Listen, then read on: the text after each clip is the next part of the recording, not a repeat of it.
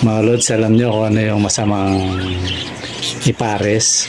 Halimbawa, African lovebird, tapos Budgerigar o kaya Budgie. Yan, kasuklam-suklam sa Diyos yan. Nakasulat sa Biblia yan na wag mo pag-aasawahin. Di ba yun yung pagpaparisin, pag-aasawahin. Ang magkaibang uri, di ba? Yung ibang uri ng kagaya ng African, ibang uri yan eh. Iba yung kategorya niya sa kategorya ng parakeets o ng Budgie. Yan, pag yan ang pinagsama mo o pinag-asawa mo, yan, kasuklam-suklam sa Diyos yan, magkakasala ka mga lods. Let it, bang, bang. Ayun mga lods, iuna ko na to. Shoutout nga pala sa mga lahat ng lifeguard sa Morong Star Beach dyan sa may Bataan. Mga brother, yan, particular kay Brad Jan, yan, Jan Abracoso. Lahat kayo dyan, mga loads, mga brads, yan, mga sis. Shoutout po sa inyong lahat dyan, yan, mabuhay po tayong lahat. Ayun mga loads, na ano lang kasi, pag nakaraan din na ko na kaya lang si Brad Jan lang. Pero ngayon yan, sinyatout nating lahat. Ingat-ingat din kayo dyan mga lods, lalo na yung mga driver ng speedboat. Yan, okay mga lods. Maraming salamat pala kay yun, salat sila sa kanila dyan, mga brother dyan, kasi medyo nakalibre tayo ng ng ride sa Morong nung pumunta tayo dyan mga lods. Okay mga lods, balik na tayo sa ating pinag-uusapan. Magandang araw mga lods. Ayan, dito na naman tayo. Totally ngayon meron akong konting sasagutin na mga katanungan. Pero bago yon, paalala ko lang muna yung natin mga lods, yung ating raffle. Ayan, may nadagdag na isa, si Densky Paracale, yan, sumali uli. Dahil gustong-gusto niya talagang madagdagan yung mga kits niya. Totally ang request niya, pag daw siya yung nanalo, gusto niya mga hen o mga female mga lods. Kasi yung naibigay yata natin sa kanya na nung nagparapol tayo, nanalo siya yata sa libre, kung di ako nagkakamali, parehas cup. Kaya sabi niya, lods, sana makaano daw siya ng dalawang hen. Ayan, Pero naman yun, lods, kung sakaling hindi ka pala rin, siguro, punta ka na lang dito, lods, bigyan na lang kitang discount. Ayan, ganun na lang gawin mo. Hindi ka pinalad, na kasi sumali uli siya mga lods. Siguro dayuhin mo na lang ako rito, kasi sa SM lang to mga lods nagtatrabaho lapit lang naman yan. Dayuhin mo na lang ako, tapos discountan na lang kita. Yan ang partida ko sa iyo, lods.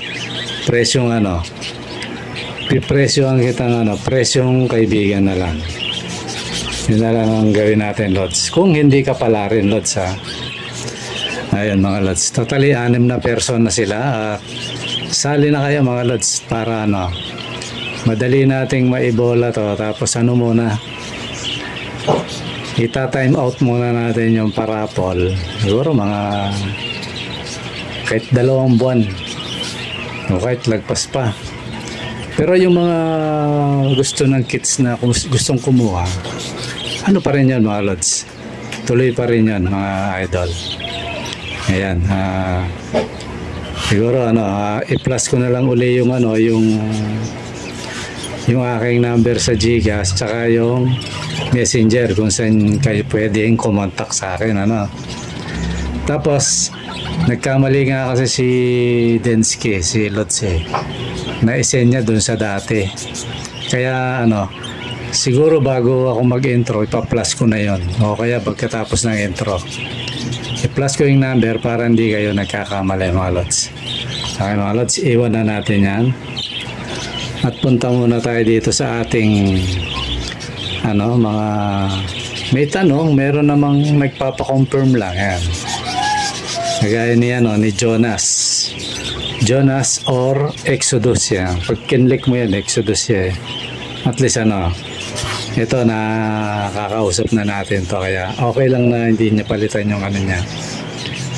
Ngayon ito yung niya, yung ating, hindi ko lang kung tanong ko, pero hindi, sabi niya Lods, yung hen ko, sabi niya red eye na white, pero kung lapitan mo medyo may yellow konti. So hindi white, hindi yan, Lutino white yan mga Lods.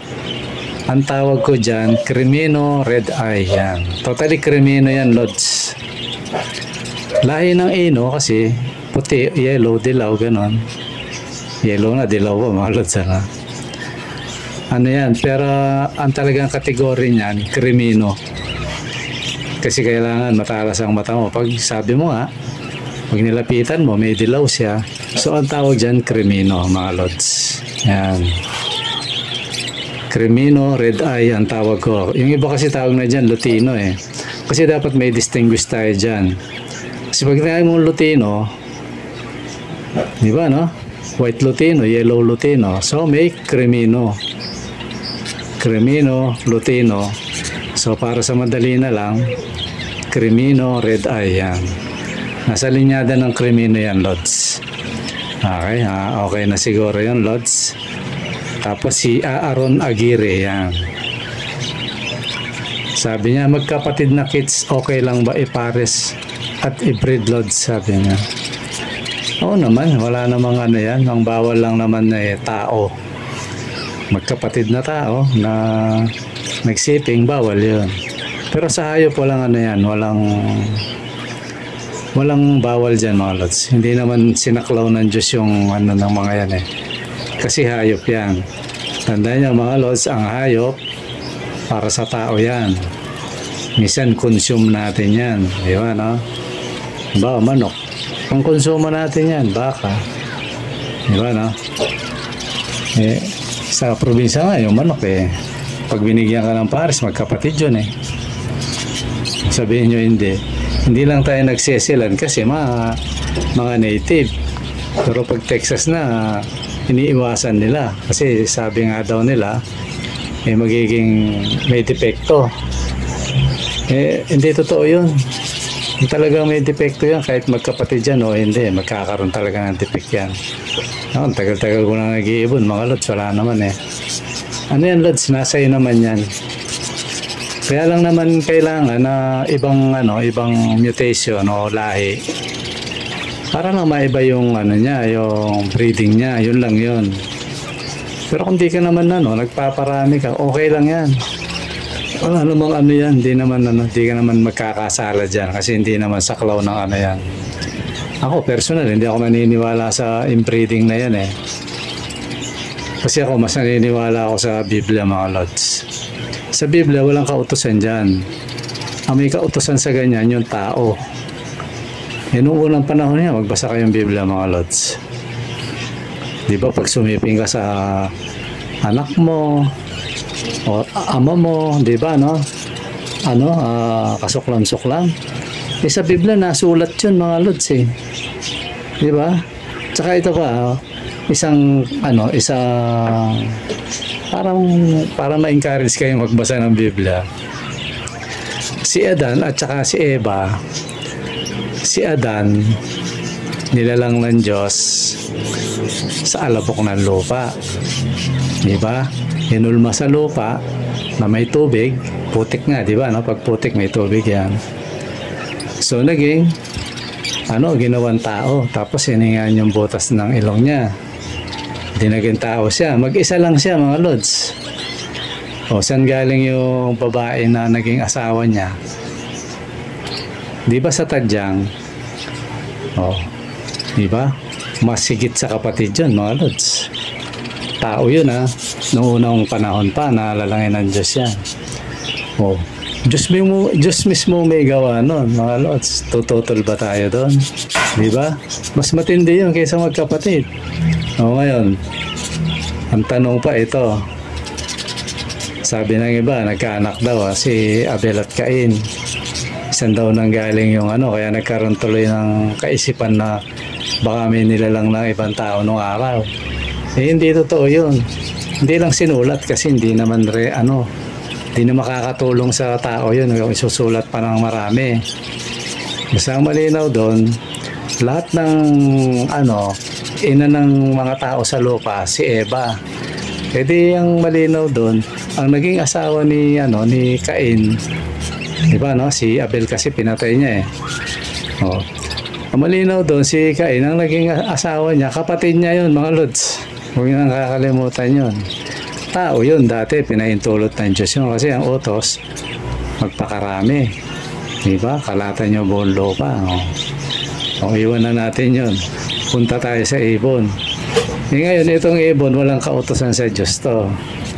Yung sinabi ko dati yun nung natupad na ng tao yung dumami na tao, ngayon nga, nagbabawas na, di ba, no? So, stop na yun. Iba na yung batas ngayon, kay Kristo na. Kung ano yung nababasa nyo sa Bagong Tipan, yun na yun. O, di bawal na. Binawal na sa tao, pero sa hayop, walang ganon. Hanggang ngayon, existing pa rin yan na magpakarami, kahit kapatid niya yan, kay tatay niya, kay pwede yun sa hayop, mga lods, kahit anong klaseng hayop yan.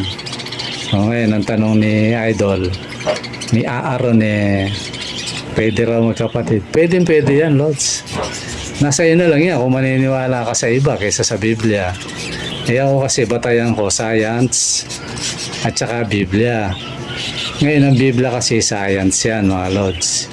Dapat tinuturo sa eskwela yan mahirap sa atin, hindi na ituturo ng mga teacher yung Biblia sa eskwela Dapat yan ang tinuturo sa eskwela, yung hindi alam ng tao ngayon na kaya minsan tuloy nagkakamali yung iba. Yan, kagaya ni Idol, ni Aaron Aguirre, shoutout sa iyo, Lods. Pwede daw ba, di ba, no? Tingnan nyo, kung na-encourage sa akin magbabasa ng Biblia nung elementary tayo hanggang nag-college, hindi tayo inosente sa ganyan, mga idol, di ba, no? So, Lods, hindi ka ang tinutukoy kung inosente, tayong lahat, yan. Kasi hindi niya naituro sa atin yan, ako, kung tatanungin nyo ako, may nagtuturo kasi sa akin, mga Lods, kaya alam ko yan. Naituro sa akin yan. O, pwede yun, Lods. Ipares mo kung gusto mo. Basta yun, alam mo kung ano lang yung masama, Lods, na ipares. Mga Lods, alam nyo kung ano yung masamang ipares. Halimbawa, African lovebird, tapos Bajerigar o kaya Baji. Yan, kasuklam-suklam sa Diyos yan. Nakasulat sa Biblia yan na wag mo pag-aasawahin, di ba? Yan yung pagpaparisin, pag-aasawahin. Ang magkaibang uri. Di ba? Yung ibang uri ng kagaya ng African, ibang uri yan Iba yung kategorya niya sa kategorya ng parakeets o ng Baji. Yan, pag yan ang pinagsama mo o pinagtawa mo, yan, kasuklam-suklam sa Diyos yan, magkakasala ka, mga Lods. Di ba, no? Pag may time ako, ilalagay ko yung ano lang kasi ito, iniiwasan ko yung vlog natin. Iniiwasan ko na gumagamit akong biblical, pero iniiwasan kong gumamit ng sitas dito kasi baka mapagkamalan tayo na binablog ko yung ganyan. Bawal kasi yung mga Lods yung pagkakitaan mo yung yung salita ng Diyos, bawal yun. Kapag may nakikita kayong yung nangangaral tapos nagbablog, nako, kasuklam-suklam sa Diyos yan. Labag sa Diyos yan, yung pagkakitaan mo yung yung aral ng Diyos. Kaya ako iniiwasan ko yun Pero kung kinakailangan ilagay ko yung sitas, ilalagay ko yan, mga idol. So yan, mga Lods, huwag kayo matakot doon. Hindi yan. Kung talagang magkakaroon ng depekto yung ibon, mga Lods, kagaya ng splay leg, di ba, no? Parang pilipit yung paa. Minsan ng tuka, di ba, no? Parang bingol. O kaya parang umiikot.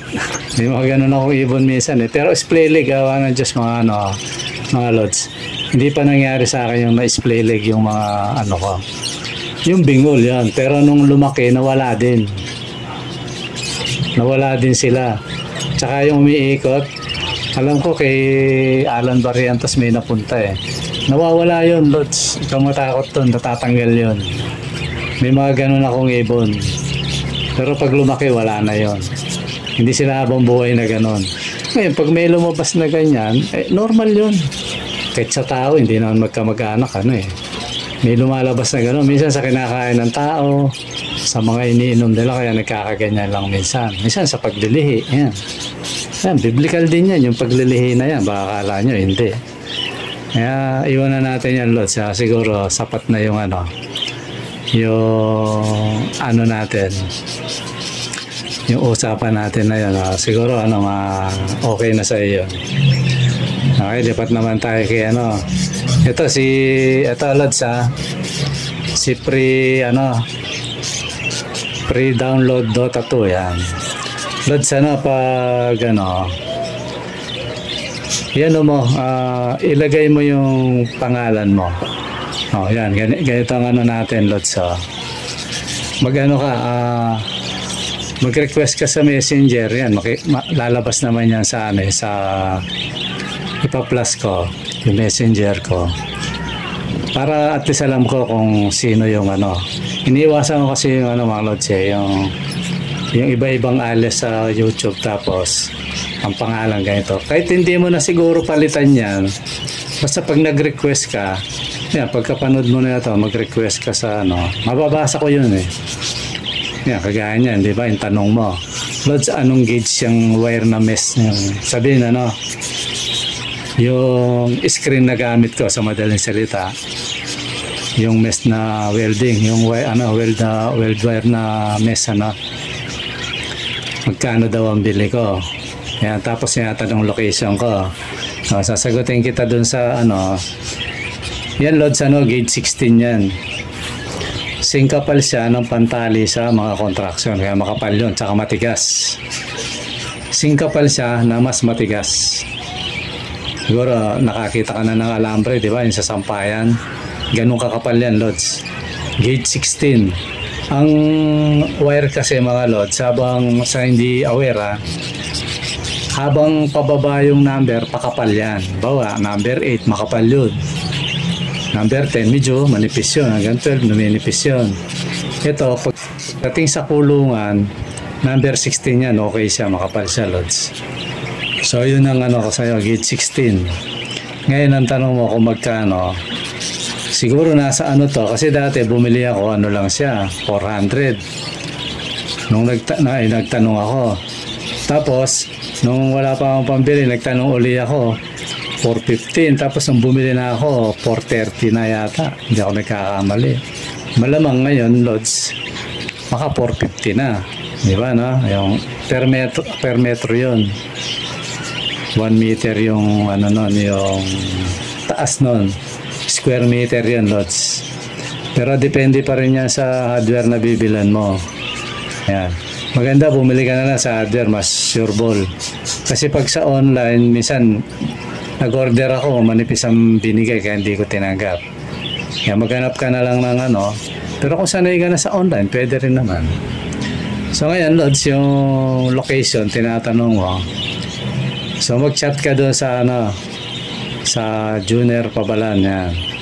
Mababasa ko yun, di magpakilala ka. Ako po si si pre-download. At least kilala ka pa kung sino ka, di ba, Kasi mahirap Lods na paiba-iba yung at least yung mga ka-Lods natin. Kahit yung alias kaya ni Nersibel, di ba, Yan, may tanong din yata si Lods Hindi ko lang kung may tanong siya, basta hindi ko pa nakikita kasi nakatabon pa. Yun, kilala ko yan, si Nersibel. Siya si Alex Marcelino Canlas. Nagpapakilala sila. Kaya ganun din gawin mo, Lods, kasi pag hindi, wala, hindi mo makikita yung location ko. Yan, mag-chat ka. Ako po yun ka mo, Lods.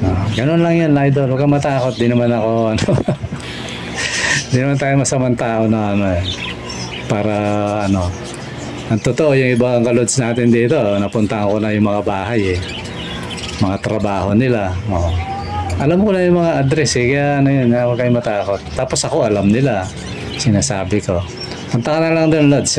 Ganun na lang. Tapos, pasensya ka na kung medyo may offending kang konti kasi binanggit ko na nung nakaraan to na hindi ko sasagutin. Pero kung mo nasa YT ka, sige, sagutin na natin. Pero pagdating doon, hindi ka nagpakilala, hindi kita masasagot, Lods. Pasensya ka na. Yan mo yung tunay mong Lods, yung kahit yung lang, yung palayaw. Kasi pag ganyan, siguro to si Idol gamer ano ka na lang doon, Lods, pa-plus ko na lang yan. Okay, iwan na natin yan. Tapos si si Nersibel. Ito si Nersibel. Siya rin si Alex Canlas. Alex Canlas Marcelino, yan. Ang pagkatanda ko, teacher din to si Lods shout out sa iyo, Lods Alex Canlas. Alex Canlas Nersibel, yan, Marcelino, yan, kompleto na mga Lods. 7 days ago na pala to. Sabi niya, Spangle at Pied talaga ang mga gusto ko, yan. Siguro yung sinasabi ni Lods kasi nakikipag parang swap yata kami sa badge niya. Ganito, Lods, medyo nawala rin sa isip ko. Ganito ang natin, ang usapan natin, Lods. Magano ka sa sa tawag nito sa Messenger, isend mo sa akin picture yung angle niya, tapos video, kahit maiksing video lang, kahit mga 20 seconds lang, yung magandang focus. Yan, iano mo yung pares mo para makita ko yung yung kondisyon ng ibon. Tapos yung mga swap ko naman magaganda yung kaya niyan, Spangle at saka Pied yung mga gusto ko. Meron ako niyan, Lods. Tsaka super kinis talaga na may mga clear, merong hindi, although maganda rin yun kasi may mga spot din sila. Tapos meron naman isang solid.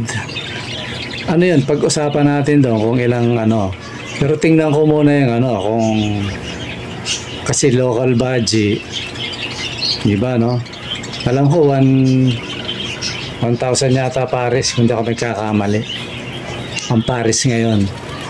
1 to okay, 1,000 hanggang 1,500 ang pares. Nabibili nga niyan ay tama kasi 500 ang isa. So di pag-usapan natin kung ilang pares ang ang ipapalit ko sa iyo, Lods. So ganoon na lang mga idol. So yan mga Lods, hindi na naman aabot yung yung tawag nito, yung stoic. Yan. Ibig lang sabihin ng stoic ito, konting lang. Ang stoic mga Lods, yung tipo ng tao na hindi basta-basta sumusuko. Yan. Stoic yan. So dapat maging stoic tayo. Ano man yan, pag-iibon man yan, sa buhay man yan, anumang larangan yan, profesyon, huwag kang basta-basta susuko. Tsaka hindi ka magpapapekto sa mga bubuli man yan, pambabas man yan, o pambabagsak man yan. Hindi basta-basta napapatinag yun. Yan. Yan, gusto kong pag-aralan yan para ma-i-apply natin sa ibon isang halimbawa, ganito. Halimbawa, nagkasakit yung ibon mo, talagang malala yung sakit. Huwag mo sukuan ng ibon mo. Kasi buhay din yan Gawan mo parang kung ano yung pwedeng para mabuhay siya, di ba, Kami yung mga ginamot ko na na scalimite, mga Lods. Wala na, okay na, magaling na sila. Di ba? Walang nalagas. Nung mga panahon na hindi natin alam, namatayan ako ng ibon sa scalimite na yan. Kasi hindi natin alam kung paano siya gamutin, di ba? Panahon na hindi ko alam kung sakit ba siya o So ganun mga Lods, sa mga susunod yan, isang halimbawa ng stoic. Yan. Siguro tawagin nating stoic philosophy to na hindi basta-basta sumusuko. Halimbawa sa larangan ng larangan ng ruleta, yung pag natin, yung tag neta, parapol. So, isa yung paraan. Kasi, sa isang laban, pag sumuko ka, wala ka ng chance manalo talaga. Yan, isang panahon. Kasi yan yung stoic na yan, nabuhay yan, mga panahon pa ng panahon pa ni Kristo yan eh. Kasi may nabasa ako yung mga Kristiyano, mga Stoic yan mga lods. Mga disipulo ni Kristo. Mga Stoic yan. Isa lang ang diretsong salita doon. Pag unti-untiin natin. Ang Stoic mga lods, hindi basta-basta sumusuko yan sa laban. Yan yun. May paninindigan. May dignidad. Number 1 yan. Dignidad, paninindigan. May tapang. Hindi tapang ng mukha nakagaya ni Mang Kanor. Hindi ganun. Yung tapang niya may kasamang strong. Strong, matapang, may dignidad. Yan. Ganun yun. Hindi sumusuko. Ano man yung suungin niya sa buhay. So kaya yung mga Stoic people, sila? Mga matatatag. Karamihan sa kanila mga leader. Yan, mga leader na matatag. Ano yun? Yung leader talaga na maaasahan mo. Kasi mayroong leader, pakinabang lang eh. Diba no? Ito, totoo naman eh. Pakinabang lang. Pag wala ng pakinabang, ayaw na niya.